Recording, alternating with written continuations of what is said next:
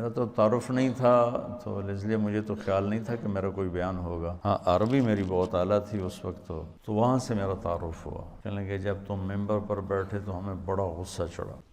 تو میں سب سے پہلے 1982 میں گیا تھا انگلستان، اس وقت میری ابھی شادی بھی نہیں ہوئی، اور ایسی مشورے میں بیٹھے تھے میں رائمنڈ میں ہوتا تھا، تو انگلینڈ کی جماعت بننے لگی چلی، تو وہ جس کا ایک لمبا سفر ہو چکا ہو اور شادی شدہ ہو، یہ 2 شرطیں لازمی ہیں چھوٹے سفر جانے کے لیے۔ یہ چلے کی جماعت تھی، لہٰذا ہم تو غافل بیٹھے تھے، ٹھیک ہے ابھی بن جائے گی۔ میرے ساتھ بیٹھے تھے عبدالحلیم صاحب رحمۃ اللہ علیہ، ملتان کے بڑے اکابر تبلیغ میں تھے، ساری زندگی تبلیغ میں لگا، تو وہ مجھے مذاقاً کہنے لگے تیرا نام لے دوں؟ تو میں نے بھی ہنستے ہنستے کہہ دیا لے دو لے دیں، کیونکہ ان کو بھی پتہ تھا کہ طے نہیں ہوگا، مجھے بھی پتہ کہ طے نہیں ہوگا، تو ہم دونوں نے اس کو مذاق بنا لیا کہ تیرا نام لوں؟ میں کہا لے دو۔ تو جب وہ 3-4 نام طے ہو گئے تو انہوں نے کہا جی طارق جمیل بھی چلا جائے؟ تو عبداللہ صاحب نے فرمایا ہاں یہ بھی چلا جائے۔ تو وہ میں بھی ایسے ہو گیا اور وہ سارے ایسے ہو گئے، تو مولانا ظاہر شاہ صاحب رحمۃ اللہ علیہ فرمانے لگے اس کا تو کوئی سفر نہیں ہوا۔ کہنے لگے کوئی بات نہیں، خدا بخش ساتھ ہے، سنبھال لے گا۔ بھائی خدا بخش صاحب امیر، اس کی شادی بھی نہیں ہوئی، کہا کوئی نہیں، خدا بخش اس کے ساتھ ہے، اس کو سنبھال لے گا۔ میں ہکا بکا حیران، بھائی یہ کیا ہو گیا؟ مجھے تو خواب و خیال بھی نہیں تھا کہ ایسے ہو جائے گا۔ تو سارے مشورے والے بھی حیران ہو گئے، اللہ نے میرا نصیب لکھا ہوا تھا۔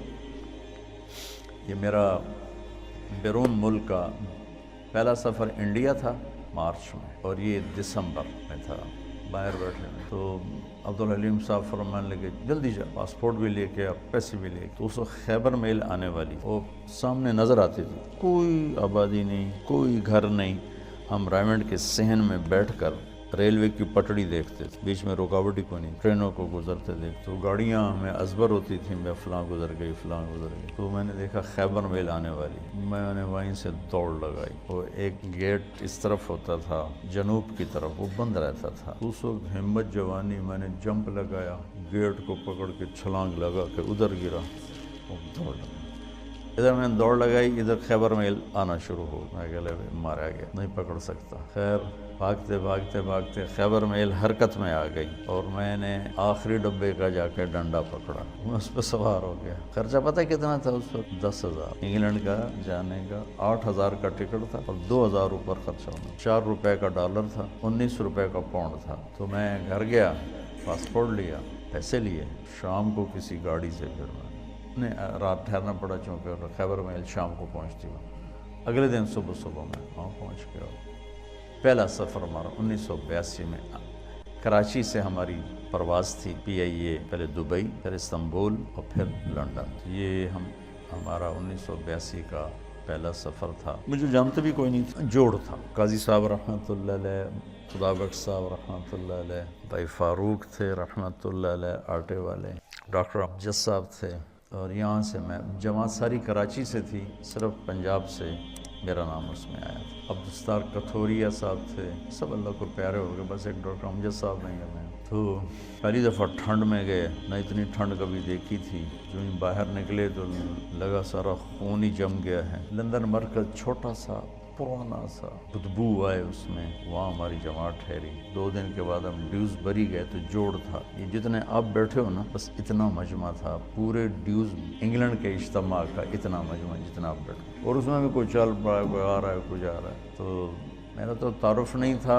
تو اس لیے مجھے تو خیال نہیں تھا کہ میرا کوئی بیان ہوگا۔ ہاں عربی میری بہت اعلیٰ تھی اس وقت، تو ترجمانوں نے مجھے جاتی لگا دیا بیان کا ترجمہ، تو میں بھی اپنا لگ گیا ترجمے میں۔ قاضی صاحب رحمۃ اللہ علیہ بہت شفقت فرمایا کر، انہوں نے اگلے دن کہا کہ اس کا بھی تو کوئی بیان کرو۔ پھر وہ انہوں نے طے کر دیا، میرا ایک مختصر سا بیان، غالباً مغرب کے بعد تھا، مغرب سے عشاء تھوڑا سا ٹائم ہوتا ہے، تو وہاں سے میرا تعارف ہوا۔ تو بعد میں ساتھی ملے، کہنے لگے جب تم ممبر پر بیٹھے تو ہمیں بڑا غصہ چڑھا کہ یہ کیا چوچے سے کو بٹھا دیا ہے۔ میں بہت کمزور، میرا اس وقت 53 کلو وزن تھا، تو اتنا چوڑا ممبر ہے ڈیوزبری، مطلب اتنا بڑا، وہاں بیٹھنے کے لیے اس کے حساب سے کوئی آدمی، مولی شاہد جیسا آدمی چاہیے بھائی، نظر بھی تو ہے۔ انہوں نے بیان سنا تو سارے ہی وہ ایک دم وہاں تو کھپ ڈل گئی، نعرے لگنے لگے۔ میں اترا تو انہوں نے بنگالی چمٹ گئے مجھ سے، تو ہم نے وہاں 40 دن گزارے۔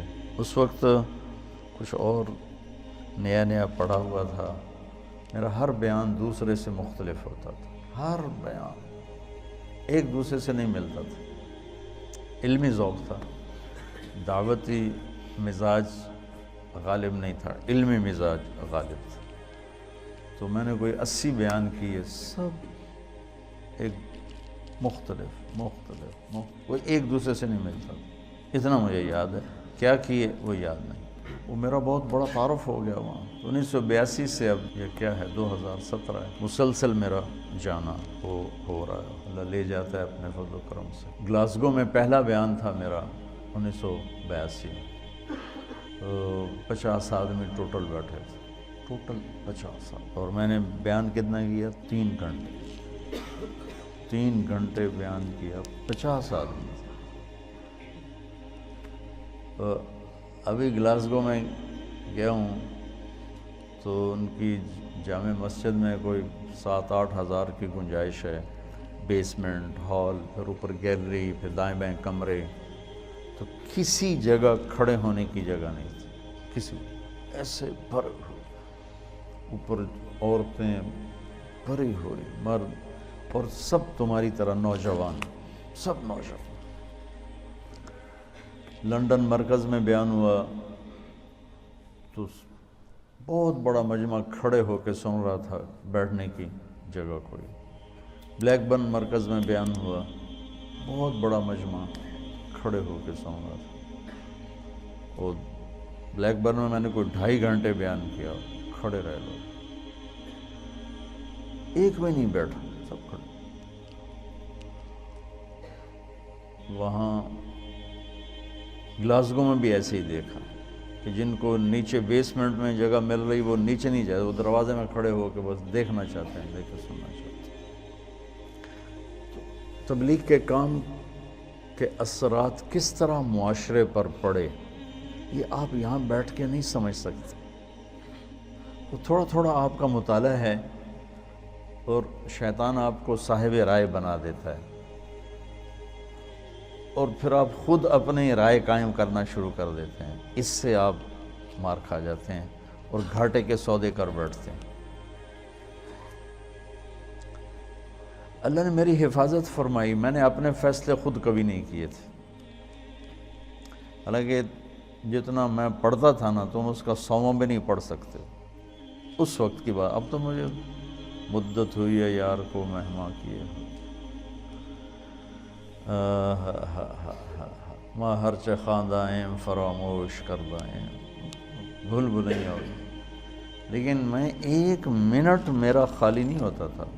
کھانا، سونا، نماز، وضو، یہ 3-4 کام ایسے ہیں جس میں اور کوئی کام ہو نہیں سکتا۔ اس کے علاوہ میرا 1 منٹ بھی کتاب سے خالی نہیں ہوتا تھا، 1 منٹ اس طرح پڑھا۔ لیکن تمہاری طرح مجتہد نہیں بنا میں، جو مجھے کہہ دیا میرے استادوں نے میں نے سر جھکا دیا، تو ٹھیک، اور آج تک میرا یہی حال ہے، ٹھیک جو آپ فرمائیں ٹھیک۔ اس سے بہت بڑی حفاظت کا نظام چلتا ہے۔ وَلُزُومَ جَمَاعَةِ الْمُسْلِمِينَ فَإِنَّ دَعْوَتَهُمْ تُحِيطُ مِنْ وَرَائِهِمْ 3 لا يغل عليه قلب المؤمن: اخلاص العمل للہ، والمناصحة لولاة الأمور، ولزوم جماعة المسلمین فإن دعوتهم تحیط من ورائهم۔ اجتماعی نظام کے ساتھ کٹھے چلنے سے ان کی دعائیں تمہیں اپنے گھیرے میں لے لیتی ہیں، اور تم غلط فیصلوں سے بچ جاتے ہو، غلط چلنے سے بچ جاتے ہو۔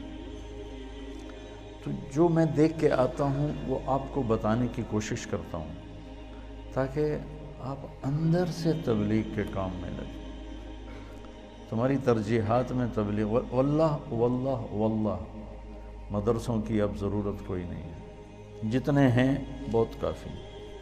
یہ کیوں بنائے ہیں؟